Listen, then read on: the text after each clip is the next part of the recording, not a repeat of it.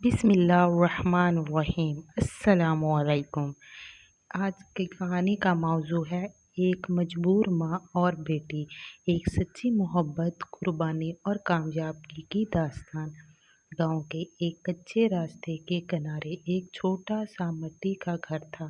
اس چھوٹے سے گھر میں رہتی تھی سلمیٰ، ایک ایسی عورت جس کی آنکھوں میں تھکن تو تھی مگر امید کی چمک بھی نظر آتی تھی۔ اس کی گود میں ایک چھوٹی سی بچی عائشہ ہر وقت لیٹی رہتی تھی۔ سلمیٰ کا شوہر رشید جب عائشہ 2 سال کی تھی ایک حادثے میں اس دنیا سے رخصت ہو گیا۔ اس دن کے بعد سلمیٰ کی زندگی میں سکھ کا کوئی لمحہ نہیں آیا مگر اس نے کبھی ہار نہیں مانی۔ رشید کی موت کے بعد نہ صرف شوہر کا ساتھ ختم ہوا بلکہ کمائی کا ذریعہ بھی چھن گیا۔ گاؤں کے لوگ شروع میں ہمدردی کرتے تھے مگر وقت کے ساتھ وہ بھی بدل گئے، کچھ نے ترس کھا کر کھانا دینا تو کچھ نے طعنے دے کر۔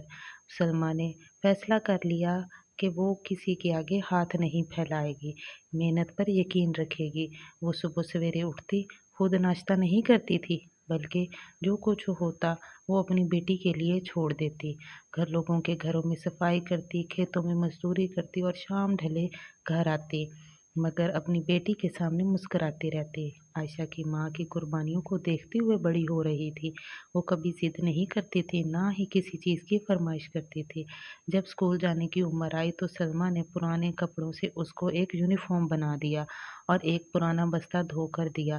عائشہ کو یاد ہے کہ اس کی پہلی کاپی پھٹی ہوئی تھی جو اس کی ماں نے ایک شادی والے گھر سے مانگی تھی مگر اس پھٹی ہوئی کاپی میں جو جذبہ تھا وہ کسی نئی کتاب میں کہاں۔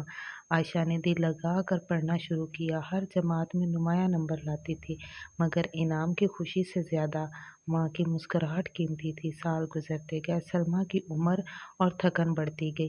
وہ اکثر رات کو چپکے روتی مگر صبح ہوتے ہی وہ مضبوط ماں بن جاتی۔ کبھی تو کھانا کھانے کو کچھ نہ ہوتا تو عائشہ کے سامنے جھوٹ بول دیتی، بیٹا مجھے بھوک نہیں، میں نے باہر کام پر کچھ کھا لیا تھا، حالانکہ وہ سارا دن بھوکی کام کرتی رہتی تھی۔ عائشہ نے 10ویں جماعت میں پہلی پوزیشن پورے ضلع میں حاصل کی۔ اسکول کا لوگوں نے انعام دیا، اخبار میں اس کی تصویر آئی اور پہلی بار وہ سلمیٰ کو ایک رکشے میں بٹھا کر اسکول لے گئی تاکہ وہ سب کو دکھا سکے، یہ ہے میری ماں، یہ ہے میری طاقت، میرا فخر۔ سلمیٰ اس دن پہلی بار لوگوں کے سامنے سینہ تان کے کھڑی ہوئی مگر اسی سال اس کی طبیعت بگڑنے لگی۔ اس کے پھیپھڑوں میں انفیکشن ہو گیا تھا مگر وہ چاہتی تھی کہ عائشہ کی تعلیم متاثر نہ ہو، اس لیے اپنی بیماری چھپاتی رہی۔ رات کو کھانستی بخار میں رہتی مگر صبح اٹھ کر عائشہ کو ناشتہ دے کر اسکول بھیجتی۔ ایک رات سلمیٰ کی طبیعت بہت بگڑ گئی، عائشہ اسے گاؤں کے ہسپتال میں لے جا کر علاج کروانے لگی۔ پیسے نہ ہونے کی صورت میں عائشہ نے اپنے اسکول کی کتابیں بیچ دی مگر ماں کی جان بچا لی۔ عائشہ نے 12ویں کے بعد شہر میں جا کر کالج میں اسکالرشپ میں داخلہ لیا۔ وہاں بھی بہت مشکلیں آئیں مگر ماں کی قربانی کا جذبہ اس کے ساتھ تھا۔ وہ سارا سال دن رات پڑھتی، شام کو چھوٹے بچوں کو ٹیوشن پڑھاتی اور پیسے کماتی اور جو تھوڑا بہت پیسہ بچ جاتا وہ گاؤں ماں کی طرف بھیجتی اس کی دوائیوں کے لیے۔ 5 سال بعد جب وہ ڈاکٹر بنی اور جب وہ سفید کوٹ پہن کر پہلی بار اسپتال میں داخل ہوئی تو اس کے ساتھ ایک بوڑھی ہی مگر پرغرور عورت تھی۔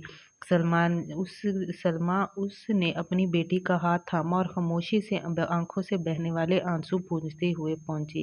عائشہ نے ایک شہر میں پیارا سا گھر لے لیا، ماں کو وہاں رکھا۔ سلمیٰ کو اب نہ برتن دھونے پڑتے تھے، نہ کھیتوں میں جانا پڑتا تھا، وہ صرف بیٹھ کر بیٹی کی کامیابی کو دیکھتی تھی اور اللہ کا شکر ادا کرتی تھی۔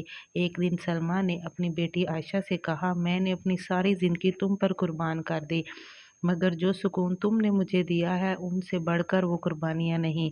ماں بننا آسان ہے مگر تم جیسی بیٹی پانا بہت ہی نصیب والے کی بات ہے۔